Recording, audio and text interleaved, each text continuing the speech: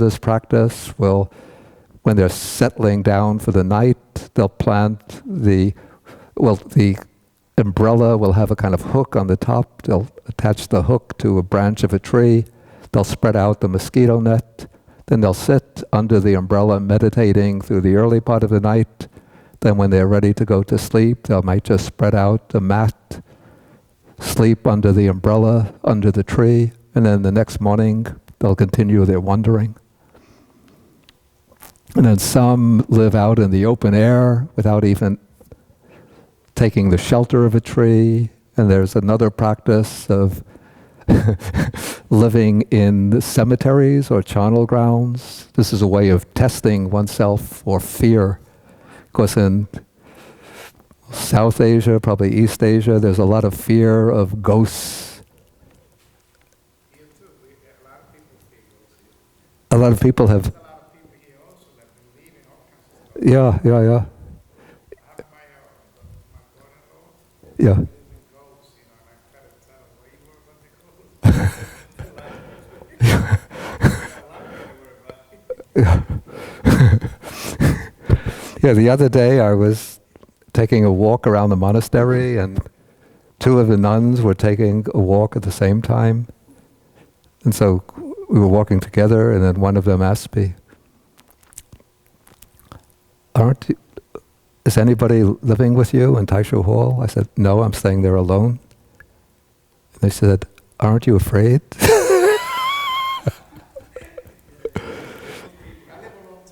Yeah. Yeah.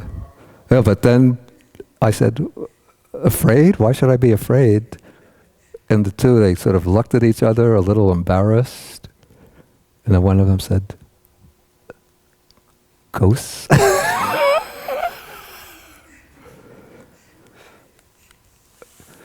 And I said, I'm not afraid of ghosts. If any ghosts come, I just tell them to sit down, and I'll teach them the Dhamma, recite some blessings for them. And does this living outdoors and under roofs, does this include rainy season? oh, this is the exception. I think it's mentioned here. Oh, yeah, I didn't get to finish the sentence. There are disciples of mine who are tree root dwellers and open air dwellers who do not use a roof for 8 months of the year. Yeah, so this is not during the rainy season, because the rainy season, it's very uncomfortable, and it could lead to, if one gets, and when it rains, in South Asia during the monsoons, it's not like a drizzle, it's really like heavy downpour. So you get soaked with water, and then you get sick and could die from pneumonia. So during the rainy season, then it's for the monastic order, there's a rule that one has to live in a dwelling with a roof. Okay, so this is the way some of the disciples live, while the Buddha says, while I sometimes live in gabled mansions, plastered inside and outside, protected against the wind, secured by door bolts with shuttered windows, like in the Buddha's main monasteries, the Bamboo Grove in Rajagaha, and the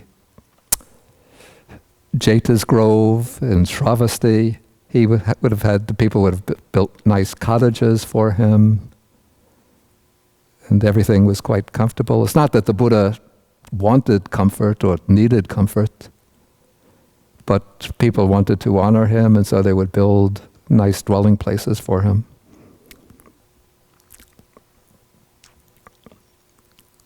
And even, in the present day, it's quite, or at least till recently, it was quite customary that monks from the more austere forest tradition, they begin living very simple, austere lives, even living under a tree, or living just in a simple straw hut.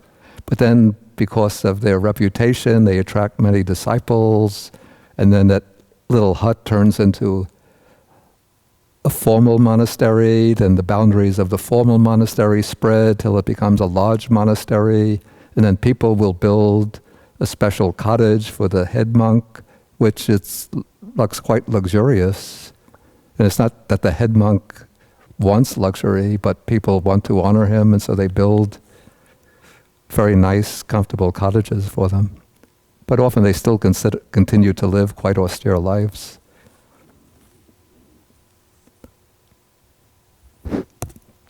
Okay, so if people were to honor the Buddha because of his simple dwelling places, then they should honor the disciples even more, who are living most of the year under a tree or in the open air.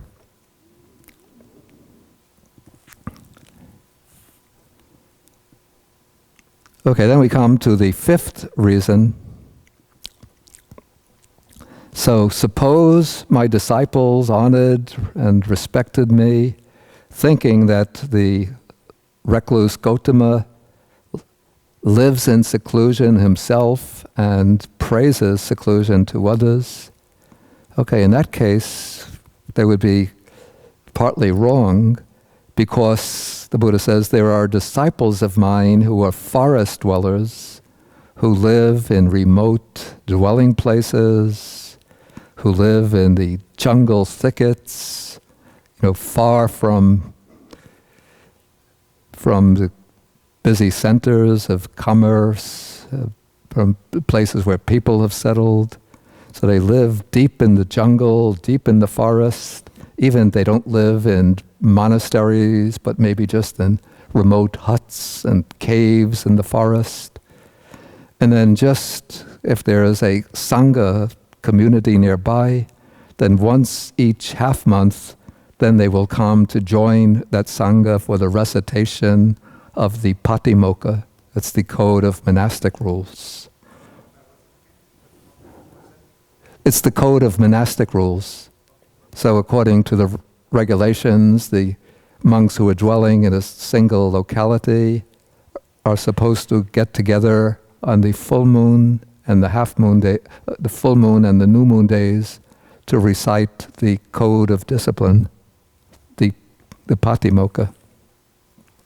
Okay, but the Buddha now says that, but I sometimes live surrounded by bhikkhus and bhikkhunis, that's monks and nuns, by men and women lay followers, by kings and royal ministers, by the teachers of other sects and their disciples. So the Buddha had a very, very busy, very busy life, often surrounded. He had, part of the day, the monks and nuns would come to him for instructions. Other parts of the day, probably in the early evening, he would give a public discourse, and then lay people would come to him for instructions. At other times of the day, kings like King Pasenadi, King Bimbisara, King Udana would come to him for instructions. The ministers, the teachers, the followers of other teachers would come. And so the Buddha would, every day he would have several hours reserved for his own solitary meditation, usually late at night and early in the morning. But during the day he was very busy. And his main centers were outside of Rajagaha, the capital of the state of Magadha, and Savatthi, the capital of the state of Kosala.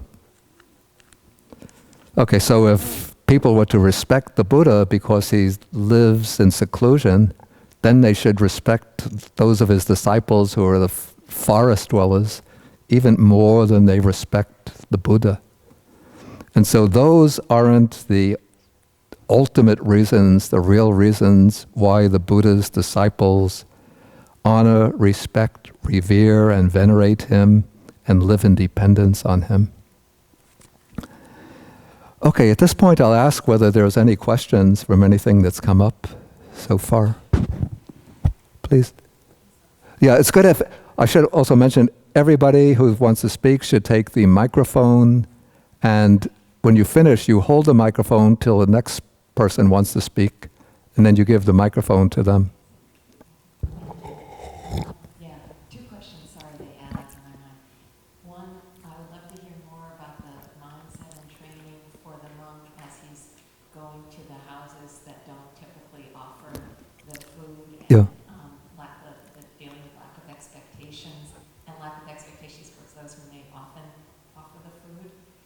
the second question about the issue of happiness and what you said about, this was that cornfield, I think, of the happiest time in his life, and how, that seems in our culture anyway to be a judgment and antithetical in a way to the Buddhist approach to evaluate something. So just sort of clarification. Okay, let me take each question individually. Okay, the first one is to speak more about the attitude of the monk who's going an alms round towards the people in the houses who don't offer. That's the question? I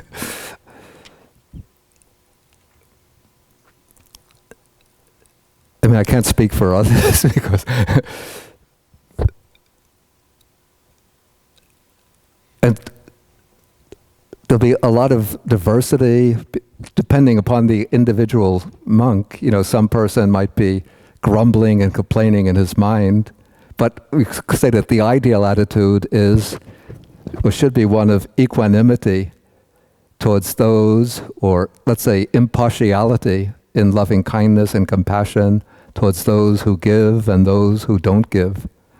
And so if somebody gives, of course you recite the blessing and wish them to be well and happy.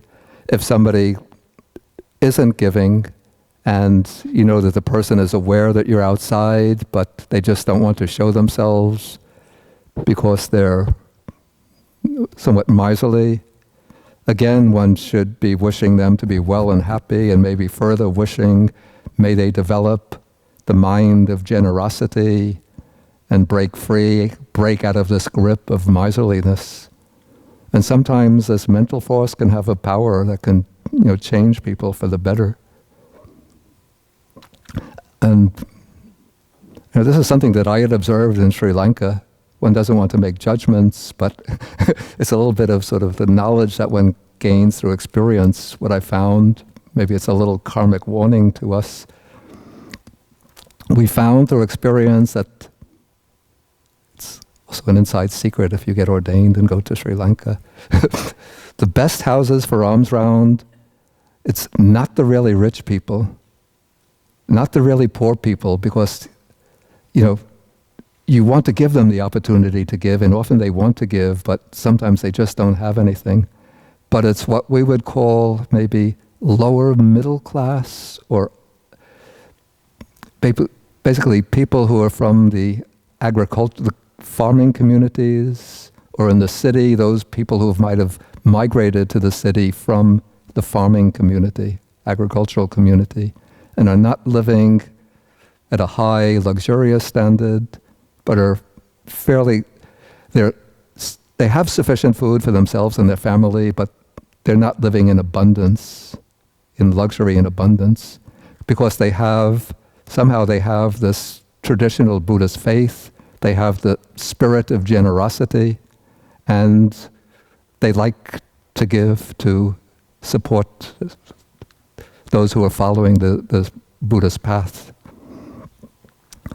But ideally, one has to have the attitude of equality or impartiality towards everybody. And I've had experiences, such varied experiences. Sometimes you go to the house of people who show themselves publicly to be, great supporters of Buddhism. And you come to the house and, they'll take a couple of, they have these small South Asian bananas and give you like 2 small South Asian bananas. Then you go to the house of a Muslim family and they'll come out with a bowl of rice, 3 or 4 different prepared dishes, and put it in the bowl. It's just so unpredictable.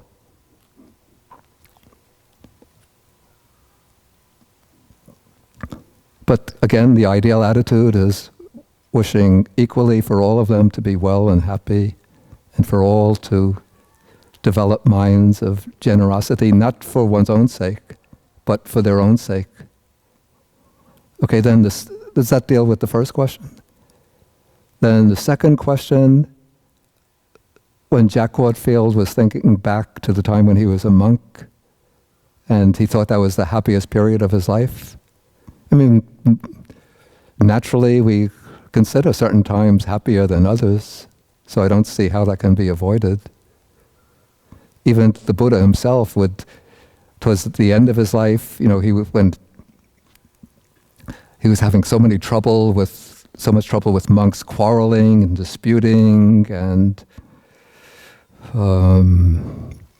there was like small revolts in the Sangha from Devadatta and his group. He would think back to the early days of the Sangha when he would just have to give some instructions one time and everybody would follow it. And he would say like those were that was the golden age of the Sangha. Now people are degenerating, we're coming to the end times.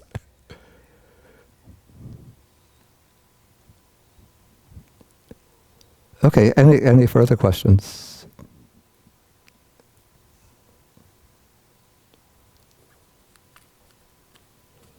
Okay, so now we'll go on to, now the Buddha is going to explain the real reasons why his disciples honor and respect him.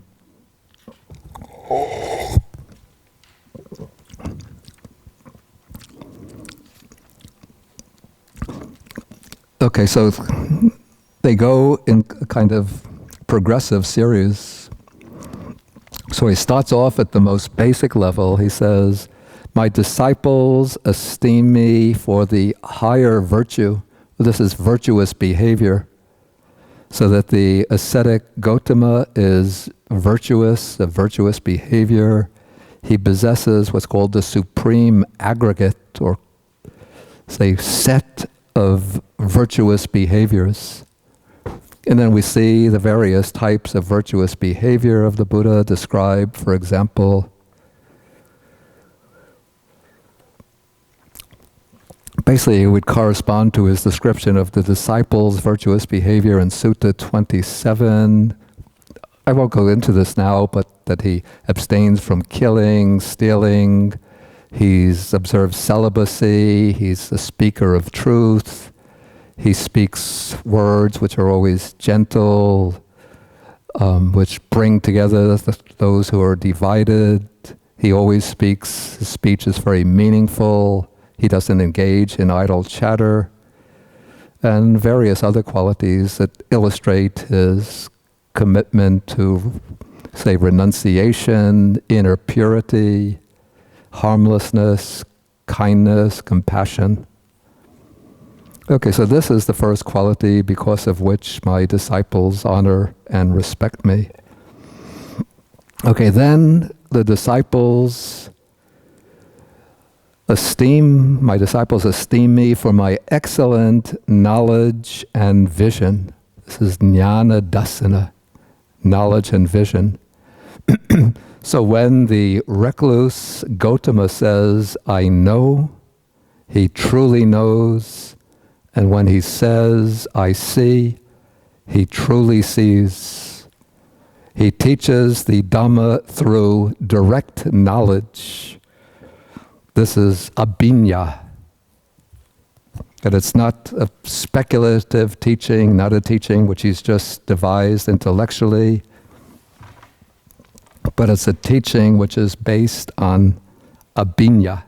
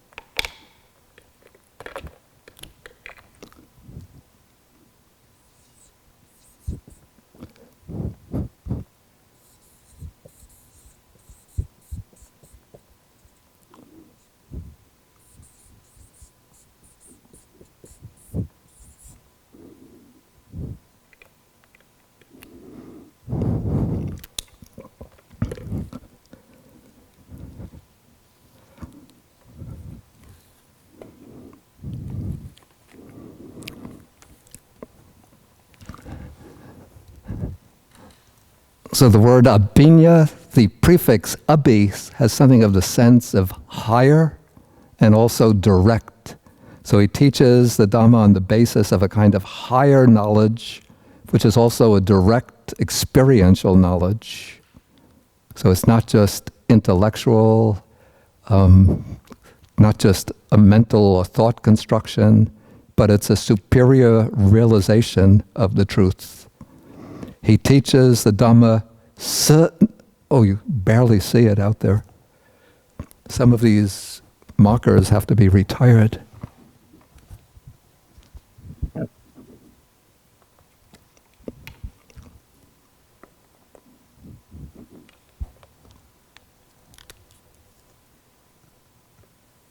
Ah, this is much better.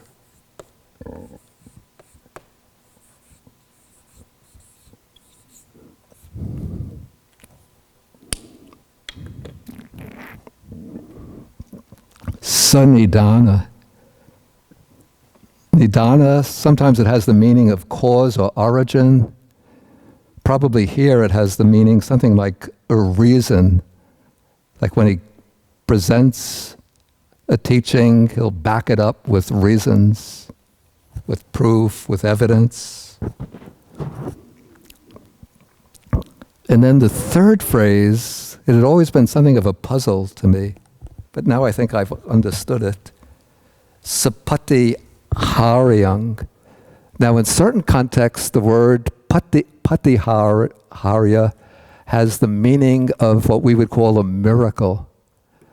Like ability to multiply the body so that you could see 5 versions of a person at the same time, or ability to walk on water, to sink into the earth, to rise up into the sky. That's one meaning of patiharya, but it doesn't seem to fit here, even though some translators have translated this, that the Buddha teaches the Dhamma with miracles, not without miracles. But I tried to figure out what is the meaning of this patiharya that could unite miracles, the idea of what we call a miracle, with the sense required here. And I went back to the original meaning of this word based on the verb patiharati.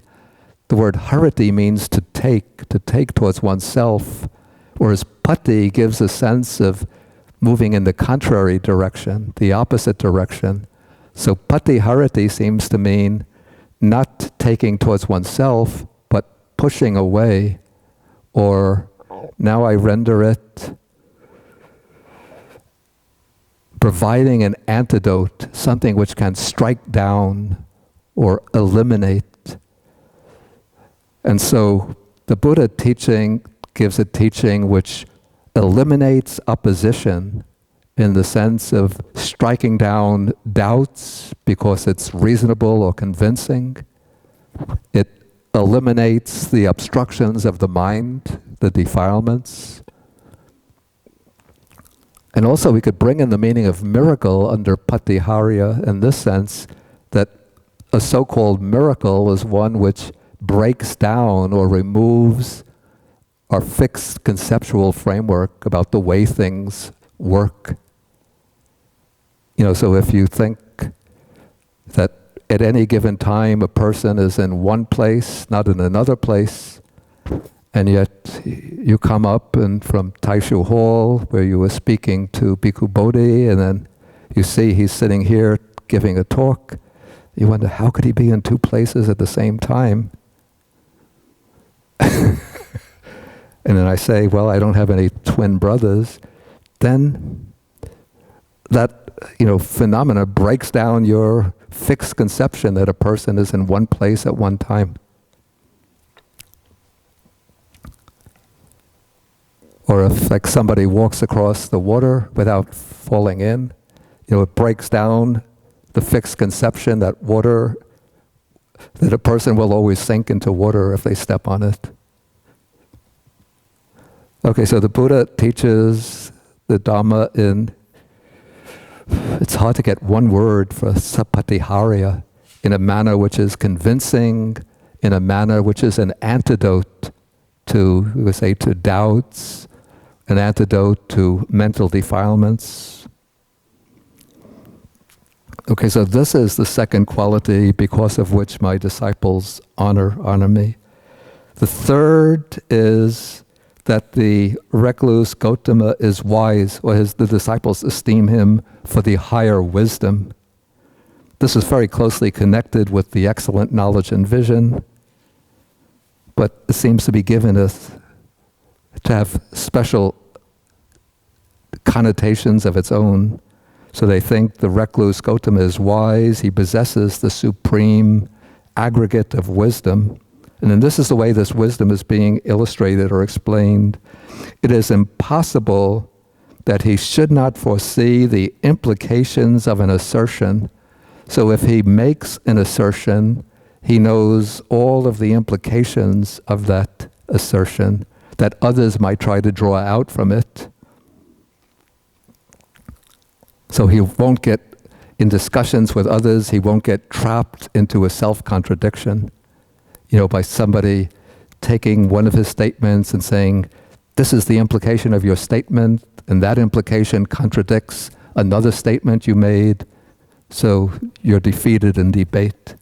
Because debate, this was an important aspect of the religious, the contemplative life in this period.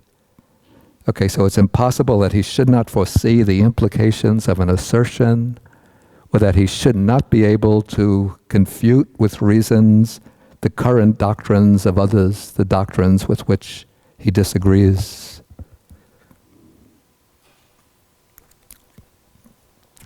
Okay, so that is the third reason why the disciples respect him. The fourth reason is based upon, we would say, the concision and constant practical relevance of the Buddha's teaching. So when he says, when my disciples have met with suffering, when they're victims of suffering, prey to suffering, they come to me and ask me about the noble truth of suffering. Then I explain to them the noble truth of suffering and satisfy them with my explanation. Or they might ask about what is the cause of suffering. He'll explain the cause. Is it possible to get free from the suffering? The Buddha will speak about the cessation of suffering. They'll ask, how does one get free from suffering? Then the Buddha will speak about the Noble Eightfold Path as the way to the cessation of suffering. And so we would say that this is like one of the great achievements of the Buddha, was to compress the entire Dharma into this framework of the Four Noble Truths, which addresses the most crucial problem at the heart of the human condition, the problem of suffering. And the Buddha not only lays out very clearly the different aspects, dimensions, ramifications of suffering, but he traces suffering to its causes, to its origin. He holds out the possibility of complete freedom from suffering, and he declares in all its detail the path, the Noble Eightfold Path that leads to the end of suffering.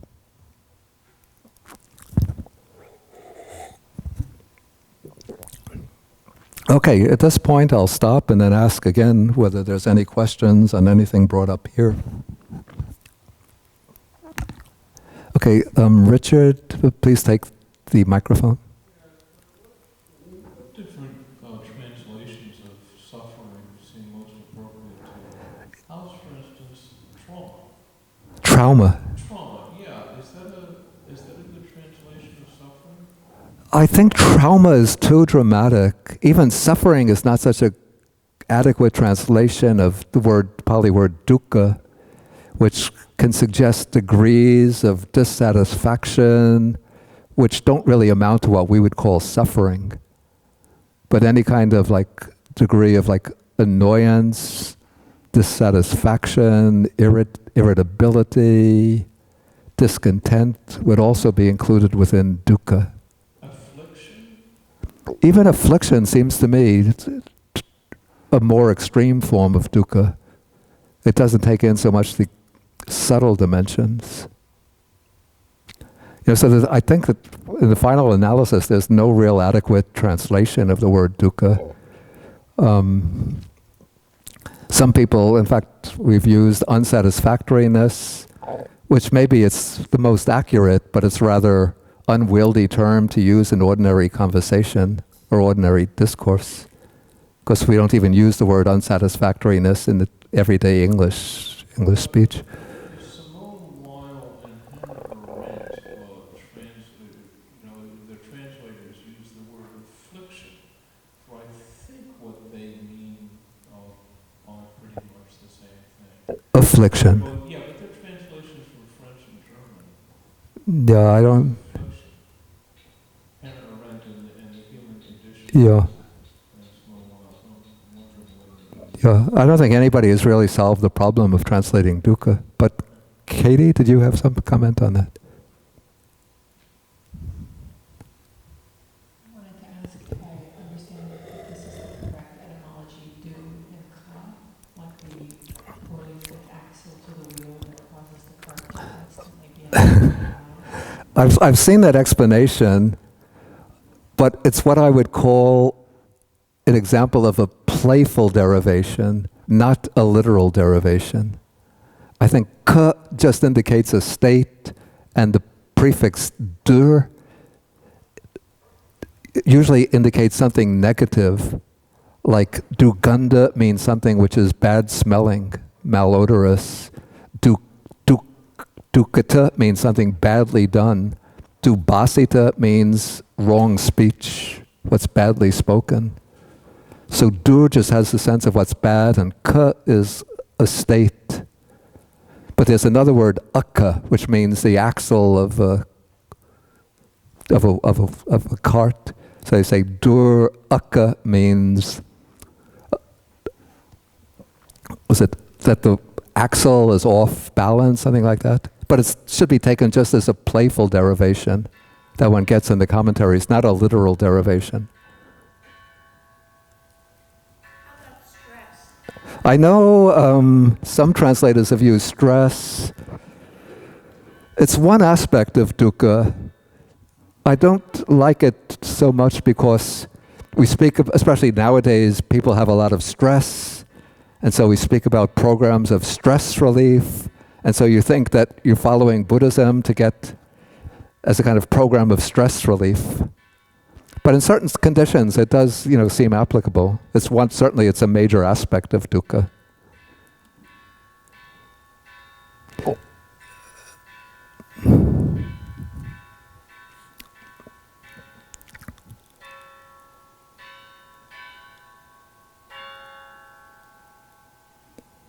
Okay, we will stop now, and then we could have a little more discussion after we come back from lunch, say 12:15 or so. One announcement I have to make. Even though next week a class was scheduled, but I have to cancel that class, because during this past week I was invited to go to Washington, D.C. There is going to be a big demonstration against the practice of fracking. And part of this is going to be a meeting of what's called the Interfaith Coalition Against Climate Change. This time they'll have a special focus on fracking. And if you don't know what fracking is, it's a code word for something called hydraulic fracturing, which is the practice which these natural gas corporations are doing of pumping a mixture of water with very toxic fluids, very toxic chemical fluids, into the ground in order to break up rock formations, in order to excavate the sources of natural gas. And what happens is that these toxic chemicals that they're injecting into the ground flow into the channels where the water is flowing underground and pollute and toxify the water, so that in whole communities in Pennsylvania, in Ohio, where this fracturing is taking place, they've just lost their water supply. because the water is too toxic. Children are getting these strange diseases. Mothers are giving birth to deformed children. People are getting cancer and other strange diseases. There have been videos that I've seen of people who have fracking taking place in their communities. You might have seen them. They open the water faucet, the water comes out, and they put a match to the water, and it explodes in a massive flame. And New York State is on target for fracking. So far, they've been holding off. Yeah. But I think that there's a pressure from the grassroots which is preventing him from doing it. But he's under because these natural gas companies have so much wealth, so much power that they're Yeah. So if anybody wants to come down, please do so. You just look for interfaith, I think it's Alliance or Coalition Against Climate Change, or just look for Climate Change Demonstration, Washington, D.C., July 28th.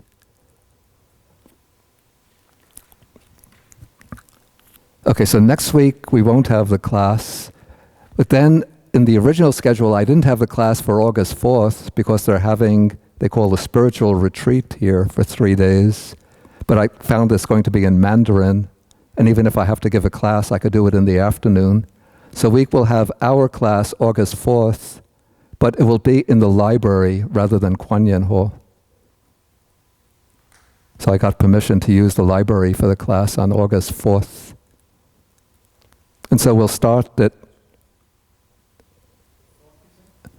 August 4th. That's the Saturday. So we'll have the class at, again, starting with the meditation, 9 a.m. We'll do it like 50 minutes till 9:50, 9:55. Then we'll follow that with a little break. Then we have the sutta class. And it seems this sutta I have to do actually in 3 sessions because it's pretty dense. It's almost like a summary of what follows is almost like a summary of the whole Dharma. So to get it all into one more session, I'd have to rush too quickly through it. So next time I'll do all of these groups that form the 37 aids to enlightenment, then the rest of the sutta, the 3rd class. Okay, any questions about the protocol? Okay, so we'll end with the sharing of the merits.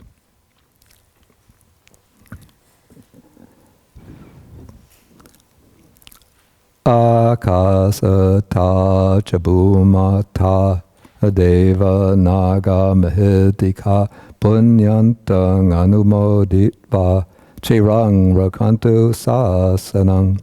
Akasata chabumata deva naga mahidika punyantang anumoditva chirang rakantu desanang. Akasata chabumata Deva naga mahidika punyantang anumoditva chirang rakantu mang parang.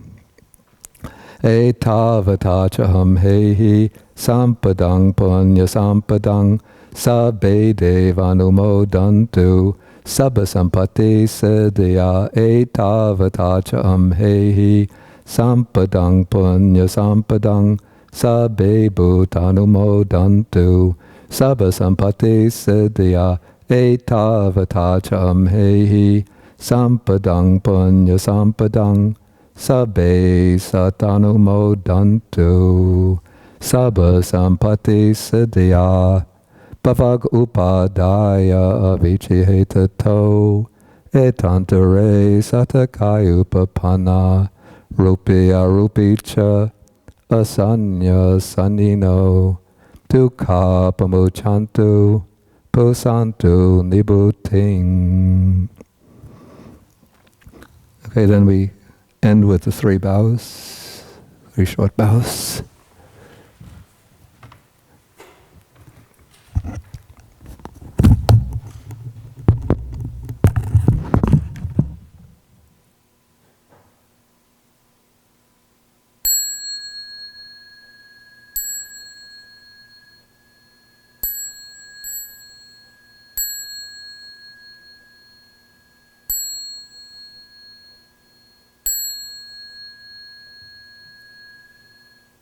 funding.